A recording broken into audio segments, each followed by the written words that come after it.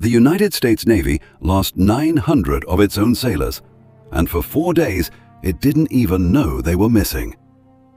This is the true story of the ship that delivered the atomic bomb, and paid for it with the worst shark attack in American history. Nearly 1,200 men were aboard. Only 316 would come home. What happened between those two numbers is a story the Navy tried to bury. This is the USS Indianapolis. By the summer of 1945, the Indianapolis was no ordinary ship. She had served as flagship for Admiral Raymond Spruance at the center of America's Pacific War. But in July of that year, she was given a mission unlike any other. One so secret, most of her own crew weren't told what they carried. Inside those crates, components for Little Boy, the atomic bomb that would fall on Hiroshima. The Indianapolis delivered it in a record 10 days and then sailed on, straight into the dark. After the delivery, the ship was ordered toward the Philippines to join the invasion fleet preparing for the final push against Japan. She was sent without an escort. No destroyer, no sonar screen, just the Indianapolis, alone in open water. It was a decision that would later be called into question, but at the time, it barely raised an eyebrow. On the night of July 29, 1945, the sea was calm. The crew played cards, wrote letters home, and slept. None of them knew a Japanese submarine was already tracking their every move. The submarine was the I-58, commanded by Mochitsura Hashimoto. Just after midnight on July 30th, he gave the order to fire. 2 torpedoes struck the Indianapolis's starboard side within seconds of each other. The explosion tore through the ship's bow, igniting fuel and setting the forward decks ablaze. In just 12 minutes, the Indianapolis would be gone. But the sinking wasn't the tragedy. What came after was. Of the nearly 1,200 men aboard, about 300 went down with the ship. The remaining 900 went into the open Pacific, with whatever they could grab on the way down. There was no organized evacuation, no supply drop, no lifeboats waiting. Just men, water, and a war that had already moved on without them. As dawn broke on day 1, survivors found themselves scattered into clusters, some in the hundreds, some just a handful clinging to debris. One young officer, Ensign Harlan Twible, did a head count at sunrise. He realized he was the only officer in charge of 325 men. There wasn't any fighting, any turmoil, Twible later said, but everybody was scared. For now, there was no panic, just fear, and the ocean stretching in every direction. They weren't alone for long. Sharks, most likely oceanic whitetips and tiger sharks, were drawn in by the explosion, the movement, and the blood in the water. Survivor Lowell Dean Cox later said the water was so clear you could always see them coming. One moment a man was there, the next he simply wasn't. The men quickly learned one brutal rule: never drift to the edge of the group and never be alone. Sharks generally avoided large, tightly packed groups of men who kicked and beat the water to scare them off. So the men packed in tighter, shoulder to shoulder, strangers holding on to strangers. It wasn't just instinct, it was the only strategy that worked. But staying together meant something else too. Watching friends disappear one by one, and having no way to stop it. And the sharks were only part of what was killing them. In one group, a handful of survivors managed to salvage a can of Spam from the wreckage. Before they could even open it to eat, the scent alone drew sharks toward the group.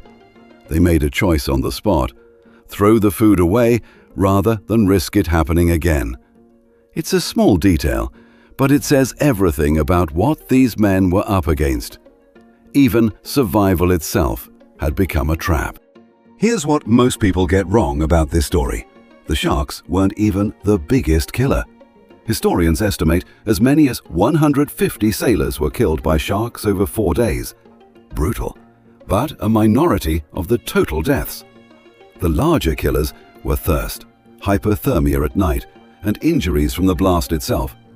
And worst of all, the slow unraveling of the human mind. By the second day, thirst had become unbearable.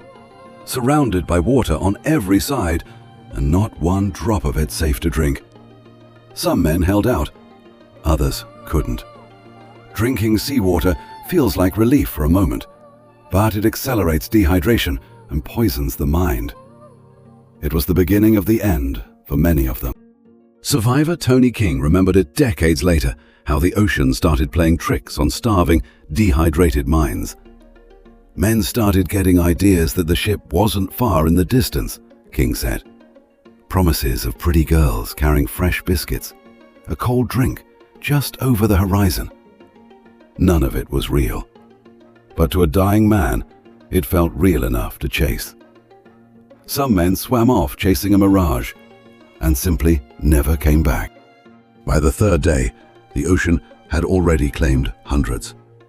Death had become almost routine. Men grew too weak to even hold on to the bodies of their friends. One by one, they let go and let the sea take them. By the fourth day, the survivors had almost stopped believing rescue was coming at all. Here's the part that turns this from a tragedy into a scandal. Nobody in the Navy was even looking for them. The ship's distress signal, if it was ever received, was ignored or dismissed. When the Indianapolis failed to arrive at Leyte Gulf on schedule, no one raised the alarm. A chain of small failures, assumptions, missed reports, communication breakdowns, added up to 4 days of silence. 4 days that 900 men spent dying in the open ocean. The men of the Indianapolis weren't found because anyone was searching for them. They were found by accident. On the morning of August 2nd, day 4, a Navy pilot named Chuck Gwynn was on a routine patrol. He spotted a long oil slick trailing across the water and assumed it was an enemy submarine.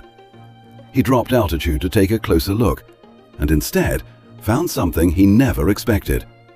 Oil-covered men, waving, splashing, and screaming to be seen. Gwynn radioed for help immediately. Within hours, a second plane arrived, piloted by Lieutenant Adrian Marks.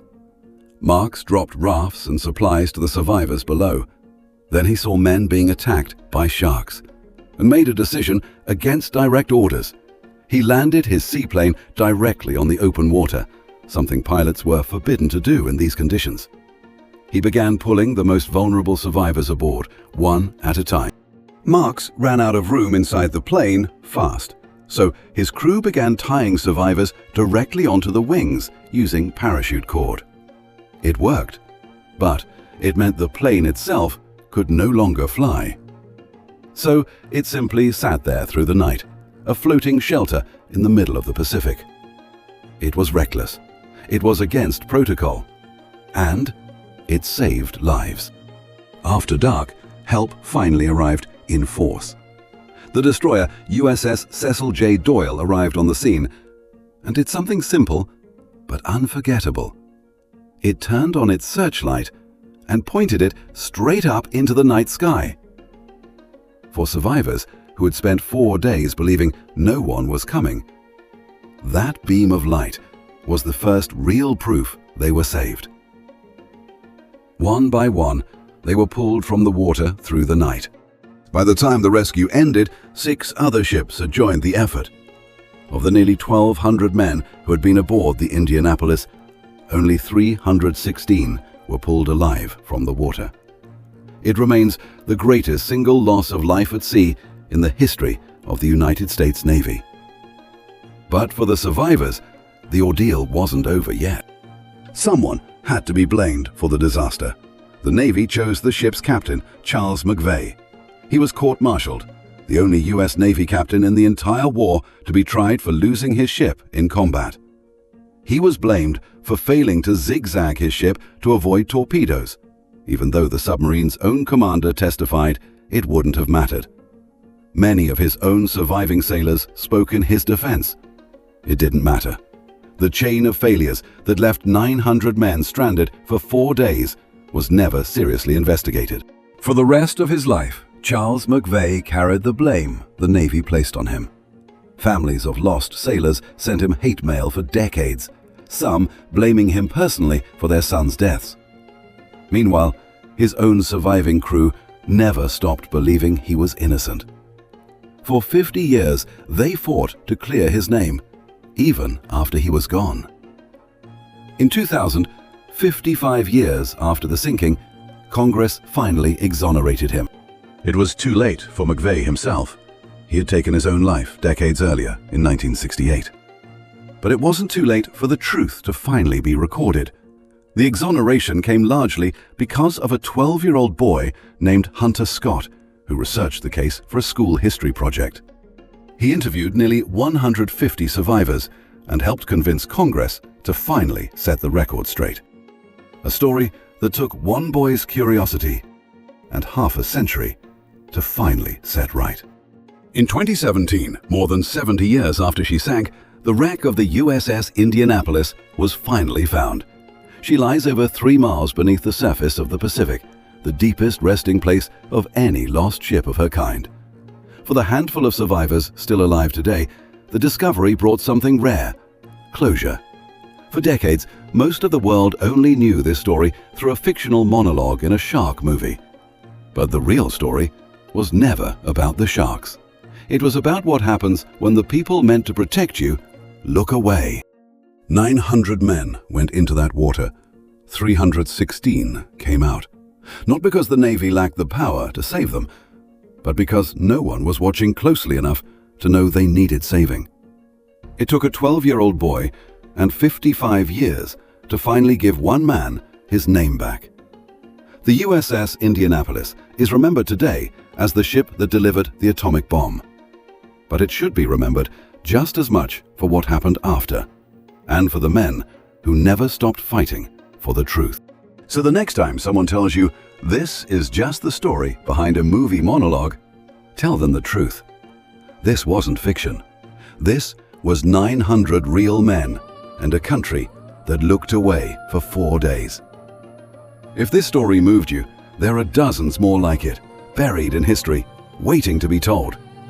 Subscribe to History Grave and hit the bell, because next time it might be a story you've never heard at all. Like this video, drop a comment with your theory on what really should have happened to Captain McVay, and I'll see you in the next one.